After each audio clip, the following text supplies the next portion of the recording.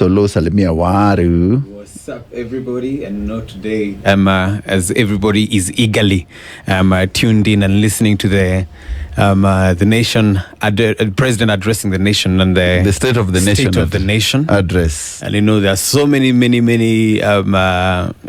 highlights that need to be addressed, especially on unfulfilled promises that Kenyans are feeling dissatisfied. Yes. There are issues about taxation, corruption, health, education, so many things. But of course, when the president talks, he normally highlights on the positive side of the government and the things that they have been able to achieve. In fact, he has said that 3 years ago, Kenya was ranked 8th largest economy in Africa with a GDP of $115 billion. Today, our GDP has increased to $136 billion, moving us to become the 6th largest economy on the continent according to IMF. Na madeni je? Madeni nayo imeendelea kuongezeka. Too much. So many people and in the labor force are we are having so many strikes in this country.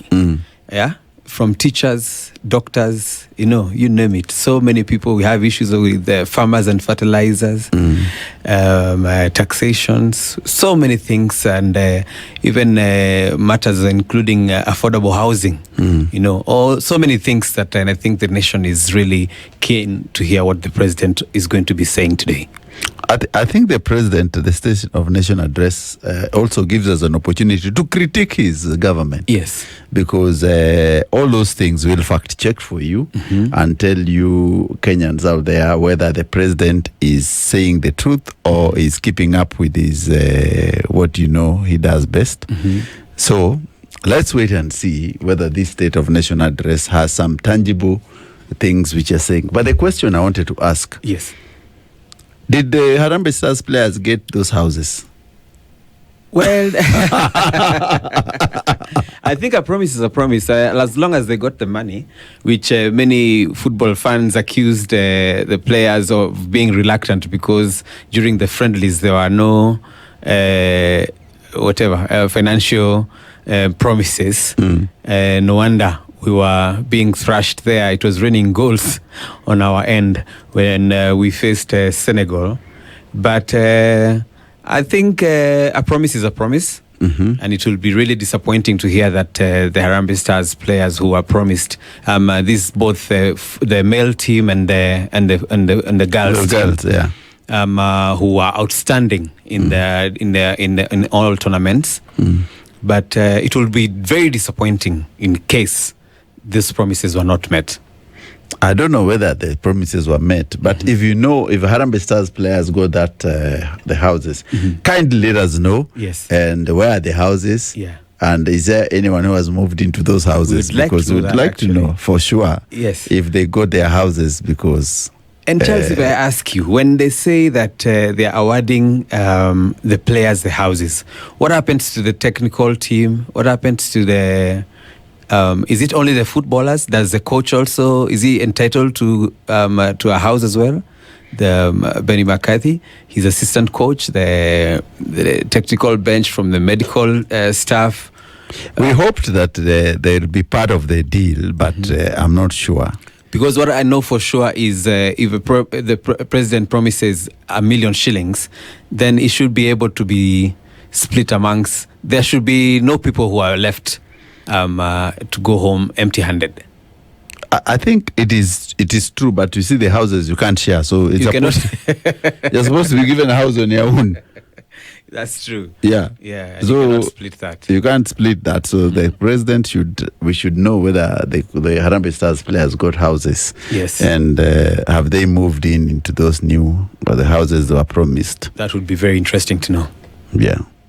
So now. There's another thing I saw on the media today, apart from the State of Nation address. And of course, I know the State of Nation address will unpack it later because they talk about the housing, we'll talk about security, we'll talk about corruption, jobs, many other things which are very big. So in the next 1 hour, yes, we will be unpacking that for you. Yeah. But before we move, I saw your friend Geoffrey Mosiria with Simba Wanyika, Wilson, Peter Kinyonga. Yes. Actually, William was the third born. Was the third of the Kinyonga brothers. Yes. Because there was Peter Kinyonga, then there was William, and there's Wilson. Peter. And now the others are late. They are late, yes. They are late, and it was actually sad for us to see when he spotted him on the streets as a homeless man, roaming around, begging for food, and then Katibu wa Ugatuzi.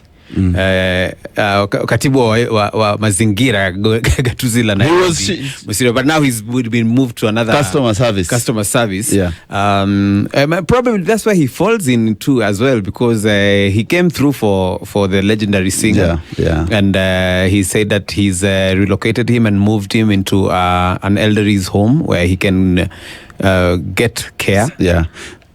William Peter Kinyonga is well-known figure. He used to live in Uruma. I didn't know that he lost his house. But William Peter Kinyonga, they came to Nairobi in 1978. Yes. When the Simba Wanyika, the three brothers, had moved from Arusha, where they were playing as a Jamhuri Jazz Band. Then they changed to Arusha, and then they came to be Simba Wanyika when they crossed the Kenyan side. Yes. And then the big split which happened between Simba Wanyika, of course, between the three brothers who remained with Simba Wanyika, and the other band members, especially Professor Omar Shaban, who founded Les Wanyika. Yeah, so that's how the story of Simba Wanyika Jamhuri Jazz Band came from Tanzania into Kenya. Yeah. So it's good to see William Peter still going strong. William Kinyonga going strong. He was a third of the trio of the brothers. So it's hope that unfortunately in a sad state, but I hope things might look up for him now. Yeah, might look up.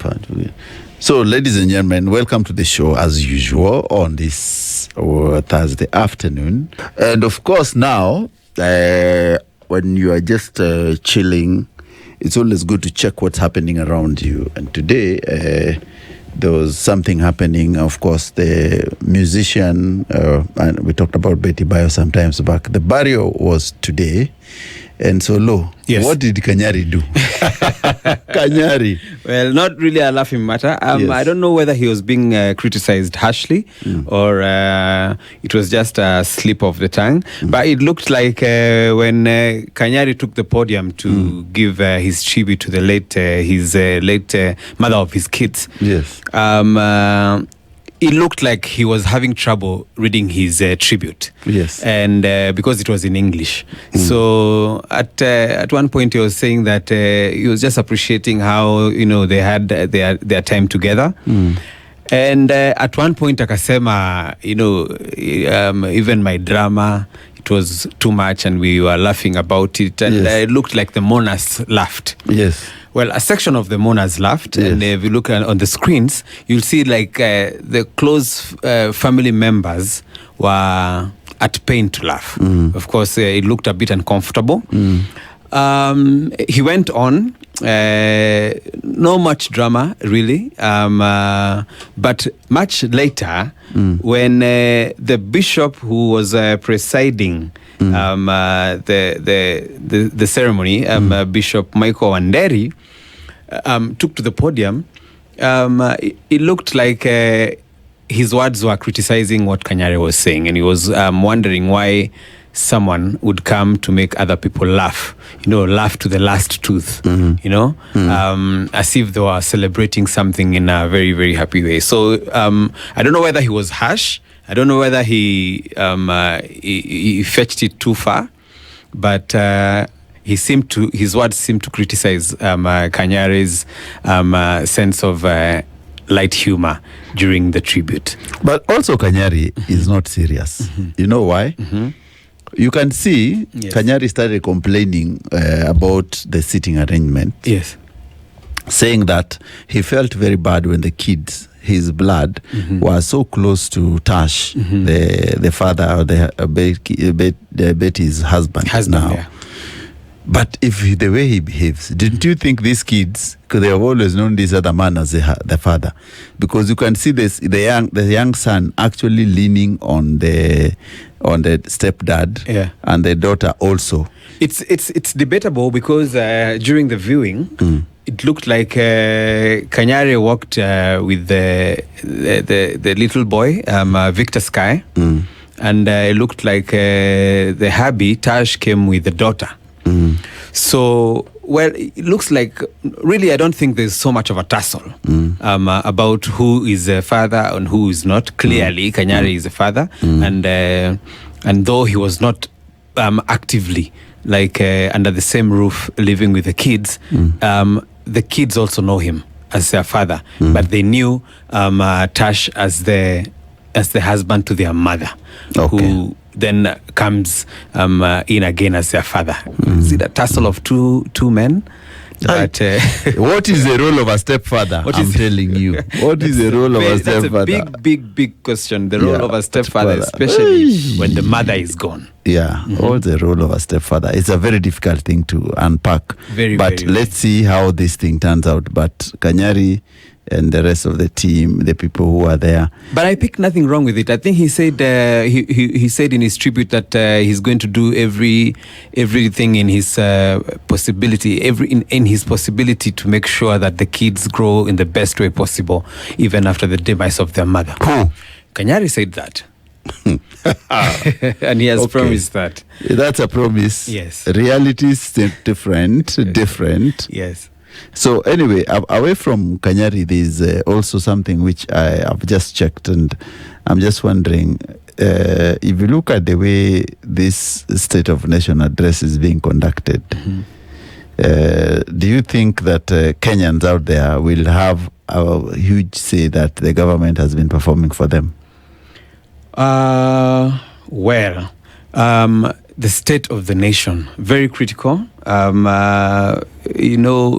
the poor economy, with so many hiccups that are happening with the government and service delivery, and the complaints in economic hardships and everything. But despite all that, you can hear that the president has said that the dollar at least has managed to go down and stabilized at around 129 shillings. Said that more than 10,000 people have enrolled to the health, to the SHA. I don't know whether these were just words which Kenyans, it's the same, they share the same opinion. Yeah, but you should tell us, so many Kenyans are being killed, there are no jobs, they are abroad, they are going to die in the Gulf region. And we had a very big story of slave trade in Kenya, where people are slaving for others abroad, yet the government does not help them. Yes. And that's a big deal, because Kenyans can't get job inside the country, so they have to look for alternative. That's why people in Ukraine, people are in Saudi Arabia, just trying to get a better living out there. I think it's a pretty sad state of the nation. For many individuals, and that's why people are trying to go and look for greener pastures out there. There has also been an issue raised about, the role that the country or the nation or the government is taking to protect its own citizens. We've also had cases where Kenyan citizens have been abducted in other countries. Some have gone missing for days, and some have been killed. And how the government addressed the issue and managed the whole issue in terms of relating with the interrelations with the other countries, and especially the East African community has been very questionable. Yeah, it's just madness, because the other day, Yoweri Kaguta Museveni, the president of Uganda, said, we go and ask Kibaki why he took Migingo. That, I'm telling you, that statement alone, if it was the days of Daniel Arap Moi, the president, or Jomo Kenyatta, he could not have stomach. Already, yes. There would be an apology. Yes. Yeah. Coming from the other country. Otherwise, yes, our military would be facing Uganda. Yes. But we seem to be very, very harsh when all these situations are facing us. No, we are lame duck. Museveni is doing, in what language, peeing on top of us all the time. All the time. And Kenyan's leadership is asleep, because I remember he also said that he gave Ruto some iron ores. Yes. So probably President William Ruto has to come clean, come clean and tell us why. Yes. Museveni gave him iron ore. For what? What deal is this what they're is having deal? under the table? So there are some many deals under the table going on between Kenya and leaders and Uganda. So that's why Museveni is and it's speaking. not an issue about age, because it's not an issue about age. It's not age. It's just being like, those ones. Yes. I've bought them. Because as a head of state, then you should be able to defend your people and your country and your nation. Kenyans don't defend each other. And that's why I called somebody a wheelbarrow, because they are two wheelbarrow in their outlook. So, Mr. Chicks is my favorite from the group, you know. Is it because of dreadlocks? They were fine from back in the day. That was when hip-hop was real hip-hop. Yeah. I don't know what people nowadays do, because it's something very... They're mambo rappers nowadays. Yeah, I agree. It's no longer the same. It's no longer hip-hop. It's really been diffused. Yeah, I think it's just... and I agree with when Cartel... Calligraph calls them mambo rappers everywhere nowadays. Guys who you can't hear what they are saying, but they're claiming to be musicians. Remember when Snoop Dogg used to say they are mumbling like... Yeah, crazy. Music has gone down, ladies and gentlemen, but if you're a hip-hop fan like yours truly, you must like some old school, and DJ Cham is a place to be, where he plays for you the best mix of music and beautiful hits to accompany our conversation. So now, I'm just wondering that if you look at the way Tanzanians and Samia Suluhu Hassan said today that Kenyans were paid. Yes. Kenyans were paid. Yes. Samia Suluhu is forgetting that one of the biggest problems, and today I read an article by another guy called Charles Onyango Obo. Onyango Obo said that in the last 60 years, Tanzania was seen as an area where there was no tribalism. First of all, tribalism. Yes, and it was a country of meritocracy. Yes. And at the time, Kenyans were struggling with a lot of ethnicity. Ethnicity was very bad. Because in Kenya, we've always known someone is from this tribe, someone is from this tribe. We even had tribal clashes. And all that.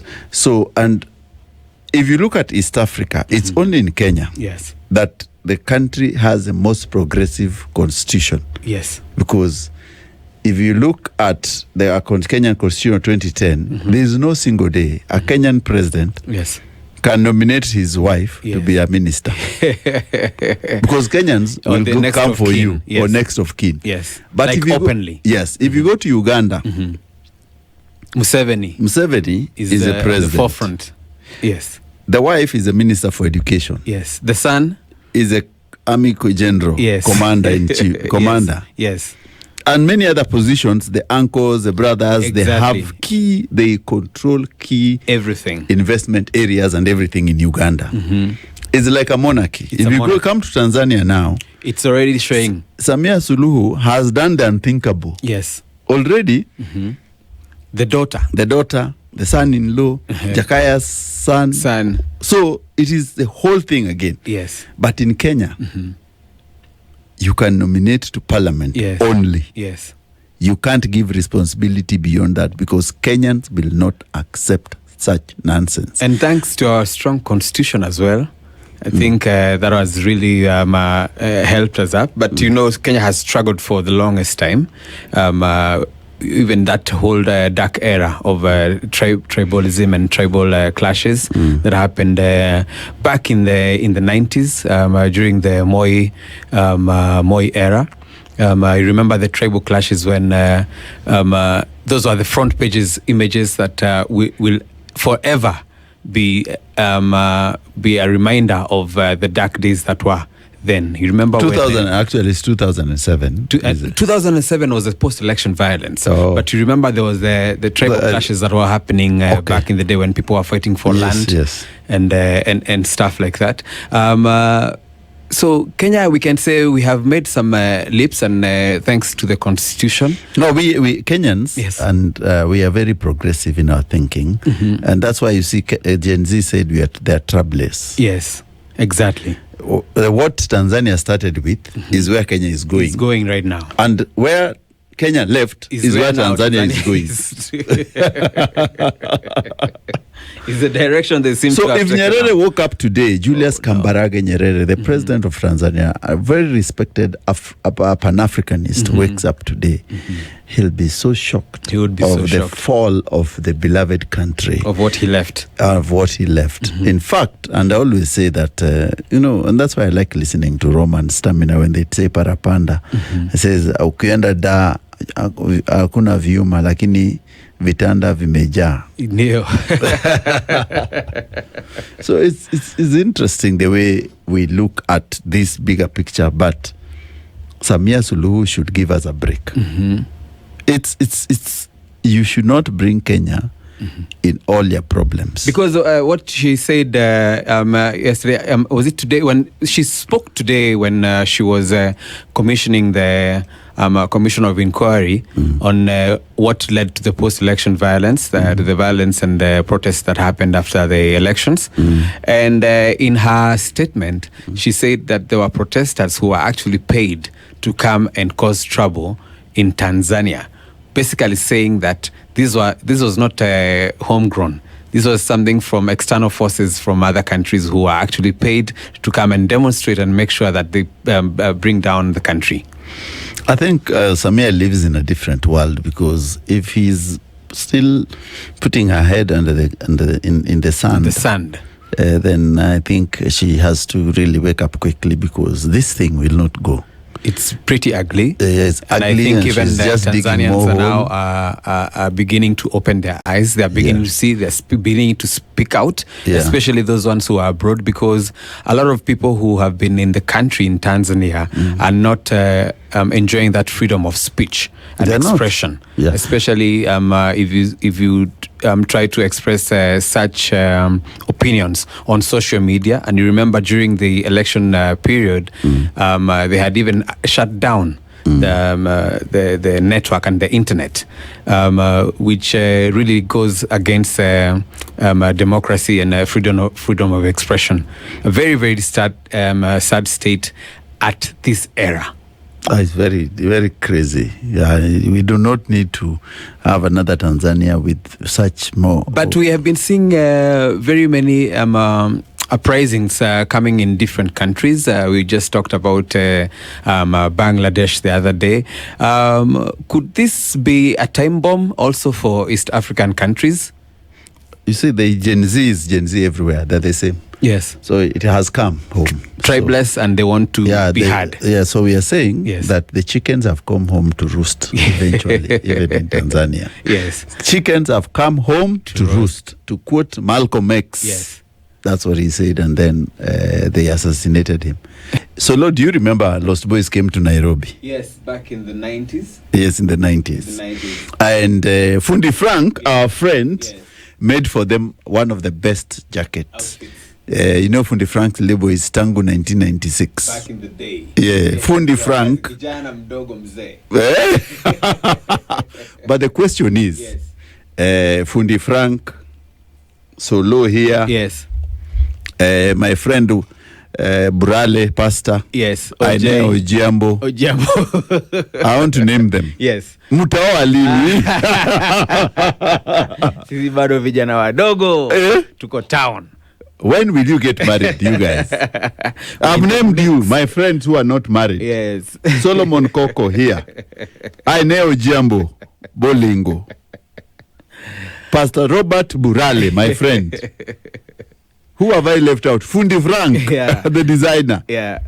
You know, there's someone who said the other day that, you know, getting married should not be a forced issue in the society because it's not a right of life.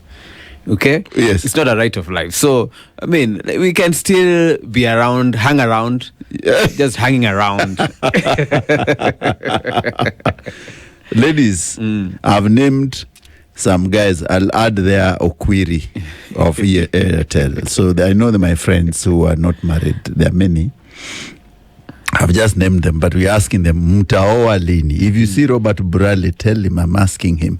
If you see Ainea Ojambo Bolingo Nangai, tell him I'm asking him, utaoa lini? And of course, you know, maybe you guys, even Simon says, my friend Simon says, tomorrow I will be here with him on Let's Be Real. But anyway, so today, Ida Odinga has opened a can of worms when he's talking about that she speaks perfect Maragoli, and it's interesting because she says that and what Raila was talking about the other time, the Raila Odinga talked about the geopolitics. I call it the geopolitics of the lake, where he said that. He's a grandson of Wanga, and of course it's true because Sakwa, everyone from Sakwa Bondo, Sakwa was a brother to Wanga. And Wanga, Sakwa, Wanga, and Owila were brothers. So Sakwa came to the other side of Luo land, and Owila went to Uyoma. So that's why we say, when you see a beautiful girl, we ask them, are you Nyowila? Okay. Yeah, so it's very interesting. So my good friend Kenyatta Otieno is trying to explain about how these mixtures came around, and I think his book is also a very good book. But if you read or Kenyatta Otieno's book, you also must read my book, because my book now is I'll talk about a chapter on the geopolitics of the lake. Of the lake side. It's very interesting to know the geopolitics of the lake. Absolutely, and it was from the Wanga kingdoms. Those are 3 kingdoms. There were brothers. One became Wanga. Yes, Wanga was the name of a person. Yes. Yeah. Sakwa is the name of a person. Another person. Yes, and then Owila is the name of another person. And I think it was very well captured in the mausoleum of the of the Odingas. Odinga, yes. So because it's very easy, but we used to call the Luyas then, who before Luos moved there, because Luo movement was in 3-piece. I call it 3-piece movement. So they found the 52. Actually, there were 54 Bantu groups in that area. And the part of it was also the Kalenjin group was there, and the Maasai. Yes. They kicked all those guys from there. They kicked all of them. Everyone. And the ones who remained are the Nilotes? The Nilotes intermarried with them. Yes. If you could not change, you are killed. Yeah. If you agreed, you stayed. They embrace you. Yeah, they embrace you. So that's how that comes. So if you wondered why Luos are light nowadays, yes, that's where it came from. Okay, now, otherwise, you look at the Nilotics, Luo, Dinka, Nuer. Yes. Same group of people. Dark skin. Tall, dark, like they came from South Sudan. They came from Egypt. They from came Egypt coming down. Yeah. So their physical attribute are the same. In fact, there's no difference. We call Luo, Nuer, and Dinka. We call them the G speakers. What was also interesting is I saw that there's also another group that is in Ethiopia. I think the northern side of Ethiopia, which is actually almost speaking fluent Luo. Yes, because Luos, the whole of that area was Luo land. Yes. Actually, I tell people South Sudan is Luo land. Yes, and South Sudan definitely, because even the share. Because in South Sudan there are 8 Luo different tribes. And in Ethiopia, of course, you're talking about the Anuak. Anuak, yes. Yeah, those are Luos in Ethiopia. Yes. And they are many as well. And I saw an example when they were counting from 1 to 10 in their native language and in the Luo language. It's the same. The Luo language is all the same. Yeah, that's why we say Luo. Yes. Because it's a tribe. It's not a tribe, it's a language. It's a language. The tribe is different. Very interesting part of history, that is. Yeah, the Luo is the language. The tribe can be Joluo, can be Nuer, can be anywhere, but you are Luos. Yes. Yeah. But CEO, Is this trickling down to the Gen Z, the tribeless community, the tribeless generation? Do they have this kind of knowledge? They don't, and that's why we are putting them this knowledge in books. Yes. And of course, the books are coming out. I'm seeing the Kenyatta Otieno's book is interesting because it talks about the geopolitics. Yes. And for me, I talk about also the movement. That is some very rich history. Yeah, so I talk about the movement when from actually Kemet 1, Yes. the lower Kemet, to Nubia, to Kush, Yes. to Ethiopia, to Meroe, and finally Sudan. I have to get an autographed copy, personal copy. So that's how the movement. So Ida Odinga has opened a can of worms. They are talking about the background of why she is half Maragoli, And half Kisa, and half Luo. And actually, most of those places they're half. So interesting. Let's check other things which are happening out there. And the biggest one would be: is there anything Ruto has said the president in this thing?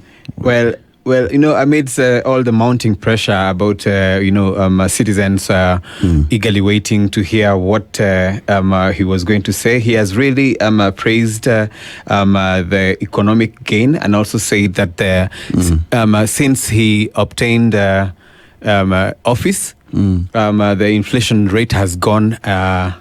It has gone down. Now we're at 4% from 9%, which he says has greatly improved our status of the nation.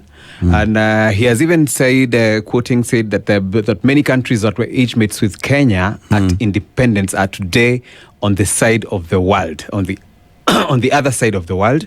And they say that they refuse to make peace with mediocrity. So some of the countries that were equal to back then are today where brands like Samsung and Hyundai are manufactured, and that is why he has vowed to take Kenya to the next level, and says it is very, very possible.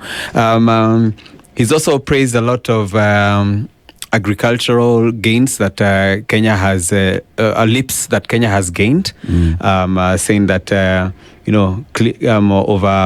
we have been able to increase the number of registered voters to farmers, to agricultural farmers, to 7.1 million. Also to note that he said that he's proud to have delivered one of the fastest digital migrations in the world, and access to the internet is now easier, efficiency is higher, and corruption has been kicked out. Which I think a lot of people are going to have. Corruption has been kicked out from where? That is a can of worms, and I know that people are going to debate greatly, because so many things are in black and white. We can see everywhere. Mr. President, corruption is rife in every sector, every corner. Yes. If we could only stop losing the money on corruption, we wouldn't be borrowing every day. We would be so many leaps ahead. Yeah, but we borrow because of corruption, because we factor corruption in our borrowing. Yes. So I don't know what the president is talking about. Someone remind the president that corruption is rife, and to come down from his glass house. Yes. Yeah. So he has also said that at least 1.2 million Kenyans, including widows and those with no source of income, are not afraid to face tomorrow anymore, because now they know that the government will come through for them in the hour of need, saying that they have achieved through financing the medical care of such vulnerable communities and families. Also notable, he has also talked about the affordable housing project, which since being launched, he says that many of those people who criticized the government, claiming that the housing project was a scam, are today amongst thousands of Kenyans who are actually asking, how can I get a unit? Another one that's going to be very, very, very highly debatable. I remember when the president said that instead you should ask affordable housing to build for you. And he's never come out clean. Who are the contractors? Yeah, so we do not take it that that the way he's saying is what is on the ground. And we'll fact check the president, by the way. That is for sure. We must fact check the president. Fact checking must be there. there. Because every day the president says, and he changes his statement midway. So we want to see whether that whatever he said is true. But anyway, if you know, you know. Yes. Some things we better leave them in that position, because the person you're talking about, yes, can change his mind anyway. And you mean to say that all these things are going to land into deaf ears? Not deaf ears. Are they even there? They are not there. We have to question. If Yes. they're there, let's see. If you believe they're there, Fact checking is it's definitely a must. It's a must. Yeah.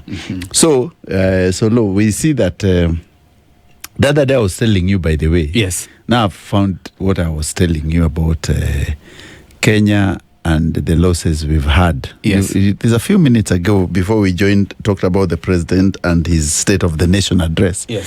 We talked about Harambee Stars falling 4 or 5 spaces in the world ranking. In the ranking, I mean, Yeah. after the international friendlies that were played in Turkey, Yeah. where we played Equatorial Guinea, losing 1-0, and Senegal, who showered us with at least 8 goals.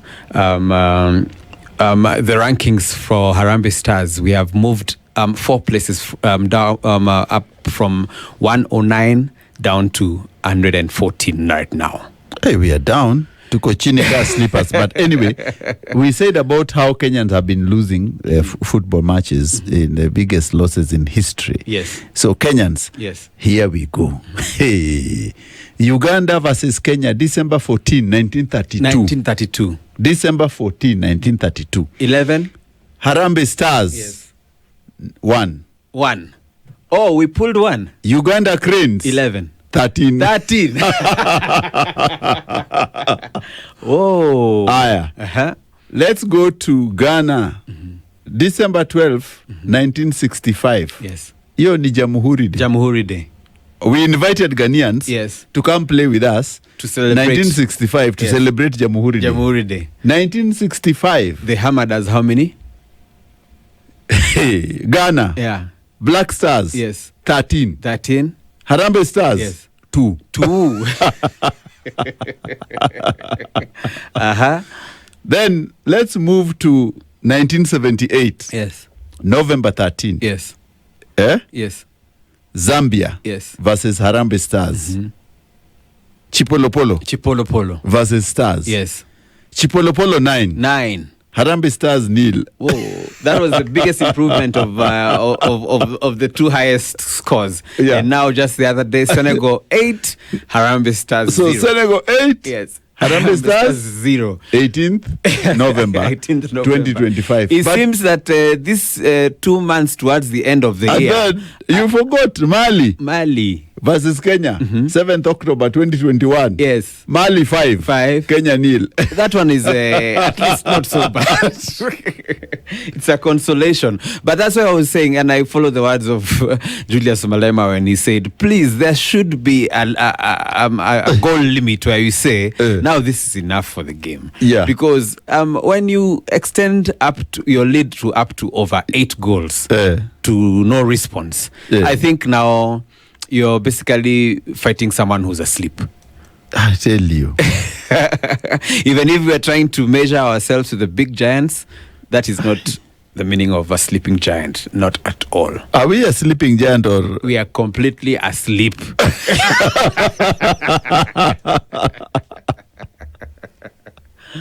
So, Yes. so Kenya has done it. That's how we've been playing against these other teams, and you can see that the score is And the not- squad, if I may just say that the squad actually jetted in today.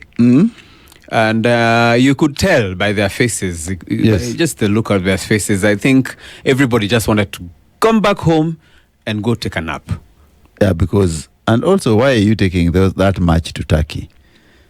You cannot take that match to Turkey. Turkey is a haven for match fixers. True that. Yeah, so I don't know whether, but it looks like a match fixed thing for the. But if you watch the game Panthers. and you see, well, the boys looked like they were trying, just that they were outmatched, no. outclassed.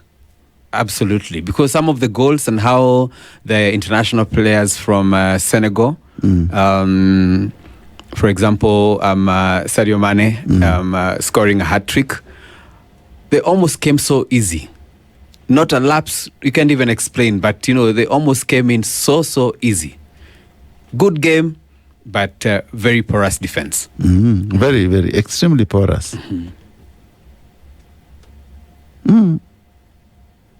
Yeah, there's a guy here. I'm checking who is trying to sort some people, but anyway, that's another story for the next section. But if we away from football solo, yes, and away from the president and his issues of the State of Nation address, the biggest problem we have in this country is how our workers are being mistreated abroad. Yes. Did he touch on it?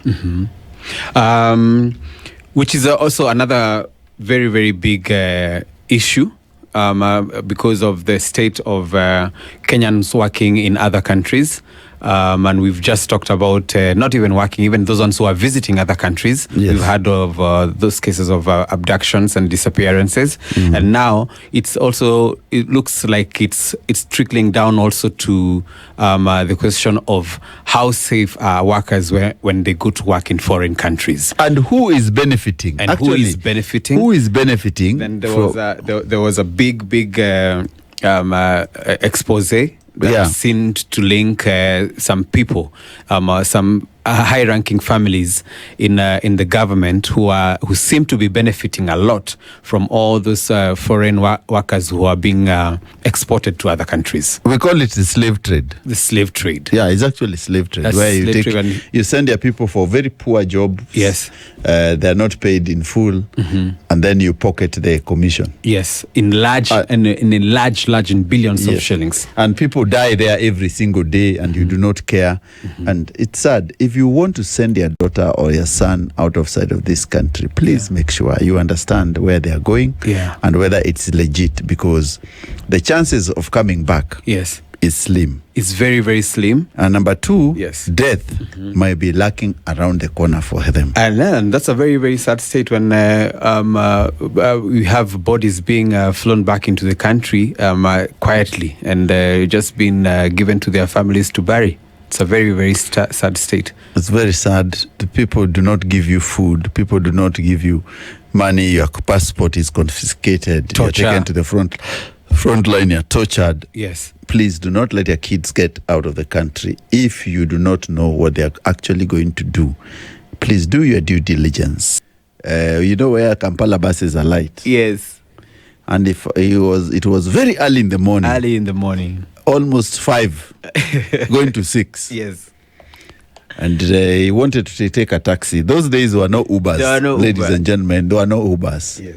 And so Lo approached a taxi driver and said, and in that Ugandan accent, what did you tell him? Let me tell you one thing. Let me tell you what happens, because you see the beauty about when East Africa we are together. Yes. There are some things that we can easily adapt about each other. Yes. Sometimes if you travel to Tanzania and you come back, you feel like your Swahili is a bit polished.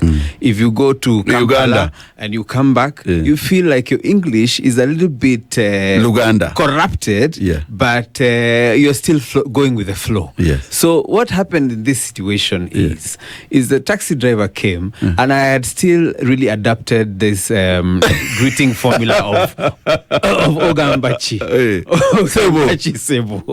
So when we were alighting, we still had that because the passenger who was next to me was Ugandan. Yeah. So we were still talking, and he was asking me for directions. When now he's landed in Nairobi, and he was asking for directions and how he's going to maneuver the city so that he can get to where he was. It's very early in the morning.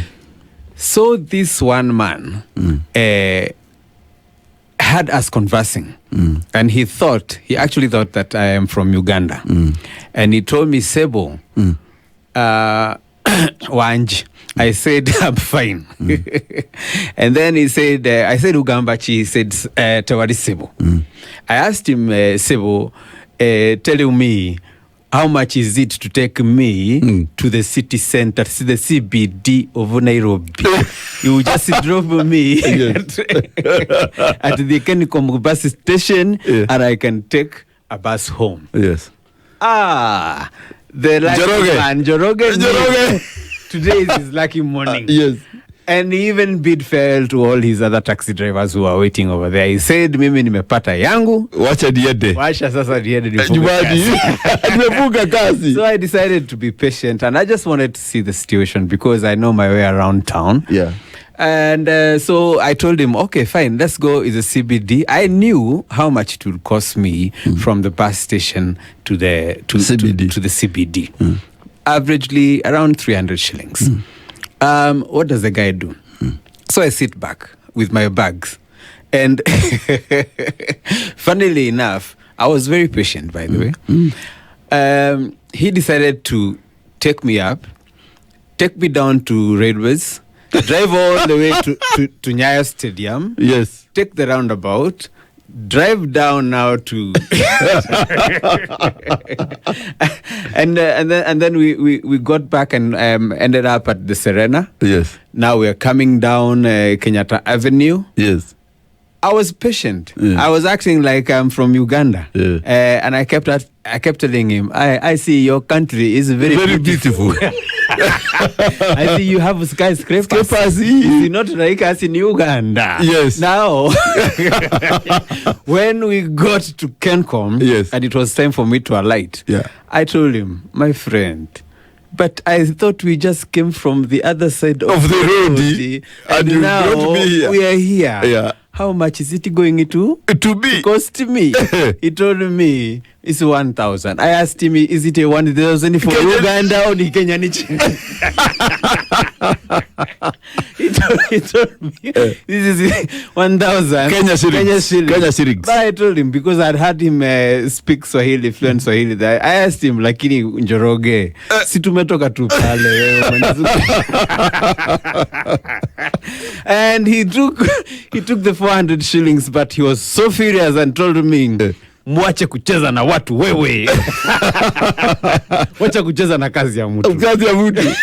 Njoroge thought, yes. The moral of the story, Njoroge thought Solo was a Ugandan. Yes. And had taken him round in circles. Yes. Only to realize Solo is from Nyeri. And the moral of the story is, please do not board a taxi if you don't know the direction. They will take you around, even the Uber. They'll give you long routes and all that end of the story. So, ladies and gentlemen, that's it. That's what's up. Of course, we'll give you clear, good vibes like those ones. It's a Spice Drive. Let's get into our conversation with Solo. Solo. Yes. The president has spoken. Yes. What is your take home? I think the most important thing and the most interesting thing will be hearing the true reaction of Kenyans in response to the president's nation address.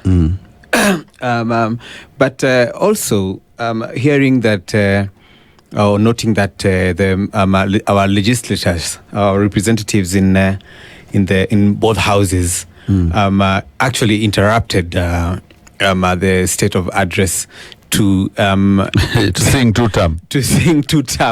I don't know if we are having some of the biggest political sellouts in the decades in this country, or because if you listen to the local Mwananchi, the real state of the nation is at a very horrible place. Yeah, the MPs are not a sellout. They are just conmen who are trying to get a shilling out of the president.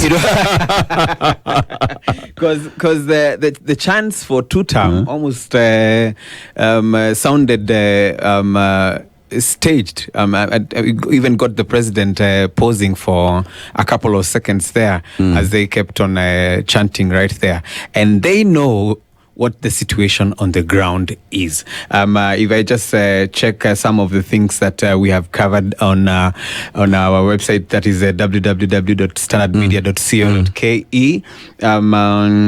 And some of the notable points that came is that Ruto has affirmed economic turnaround, and he also touts the shilling's stability, which now the dollar and the Kenya shilling exchanging at 129 shillings.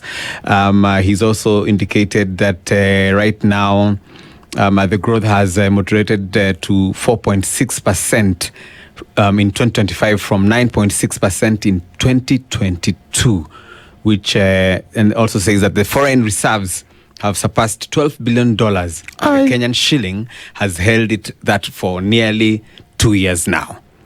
He also says now that the Mahiu Summit Road, Mau Summit Road. Mau Summit Road is going to cost us 5 trillion shillings, and he says we have to mobilize to get those funds. No, I don't know where he'll get that money. Because Kenya is around in debt of 12.5 trillion. If you add another five, the next government, yes, is going to be in real trouble. In real trouble to pay the debt. So because unless he knows where he'll get the money from, yes, I cannot say. And amidst all this crisis that we've been having about education and teachers and lecturers and the strikes and everything, it says that nearly 500,000 learners have benefited from the student-centered model, making access to university and TVET education more predictable for parents. The government has also said that it has hired another extra 76,000 teachers, with 24,000 more to be recruited by January next year, and says that this will translate to 100,000 teachers in 3 years. But you remember there has been issues about some of those JSS who have been complaining about the amount of money that they're getting from the government, saying that it's not enough, bearing in mind that they had economic times. So I think the most interesting outcome from this State of the Nation address will be, what does the Mwananchi have to say about their state and their real state, and what has improved and what's not working. You see, we know the real state of nation address because one, a country which has an economic growth the way we are purporting it to have, yes, there will be security of jobs. Yes. There will not be companies closing down and all that. Yes, that's a real state of nation. Yes, that's a real state of the nation right now. But and also he should have told us how many people have been employed. Yes, because he said when I take nikiweka Biblia chini, yes, we'll have jobs for Kenyans. Yes, Kenya Kwanza government created those jobs. Yes. And where are those jobs? Yeah. What we know is that those jobs are created outside the country. Yes. And they are jobs we don't want to write anything home about. Yeah. So, and also the security of this country, yes, is that we are borrowing at a lot of money every day. Every day. So at a very high rate. If Kenya was a company, you'd say that the management has failed. Yes. Because the management cannot sustain the projection of the country. Yeah. They have to borrow to survive. So Kenyans are basically borrowing to survive. And a Mwananchi out there will tell you that they don't even have money in their pockets. At all. We can't feel it. We can't feel it at all. So the greatness of a nation is how the country members live. Yes, how happy they are. Yes, and we can say that for sure. Yes, a lot of Kenyans are struggling and are not so happy. Yeah, the taste of the food is in the pudding. That's true. So if there is no taste of the food, yes, then maybe it's a significant few people who have connection with the government and are enjoying the fruits, but the rest of the country is not eating the cake. The cake is not even reaching, even the crumbs. They're not there. They're not falling under the table. Hata hakuna mtu anatema. Hakuna. It's a very, very sad state. But we can ask the audience out there, what do you see as the achievement of this government? Do you agree with the president in what he has said about the State of the Nation address, that they have performed well, they've done well here and there? And if so, tell us in our social media spaces and our social media page. You can come on Facebook, on Twitter, and tell us the president has achieved 1, 2, 3, and this is the thing. Because for us, you can feel it. We can't feel it. Who feels it? What I know is Kenya is a construction site. Yes. But kwa hapo kwa Mashakura hakuna. We are building on empty stomachs. Yes, hapo kwa Mashakura hakuna kitu. Hakuna. Hata angetuwekea hata na gadhufu.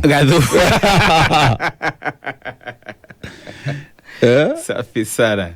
So I think we take a short break. When we come back, we come with more hits and more vibe and more conversation. It's a Spice Drive. Keep listening. Say unanibamba na kufeel. You know, and Gen Zs wanakuambia mbona unatupeleka story mingi hivi? Kunanga na kwanza hawana time mingi ya kukatia. They don't take too much time to to develop that and build some chemistry. Is hello, are we on or are we not? Not. If you say not, it's okay. Bye bye. Bye bye. Yeah, to the next. To the next victim. So said I loved you, but I lied. Was for us millennials. But we are young. Yeah, we are young. Kijana wadogo sisi. Kitovu akijapona. Vijana wadogo, very young. Yeah, very young. So I think Solo, it has been a great show. Yes. What do you think? Thank you very much. Today has been amazing. Yeah. I was also listening and monitoring the State of the Nation address by the president. Yes. And of course, all issues that have been coming through, all the topics that we've been coming through, and everybody who's kept us company. It's been an amazing show. And of course, the great music by DJ Cham. And of course, there are people who are listening to us, ladies and gentlemen. We don't take it for granted. We really appreciate you and the feedback you send. We'll always read the feedback, and your feedback has been encouraging and very good, of course.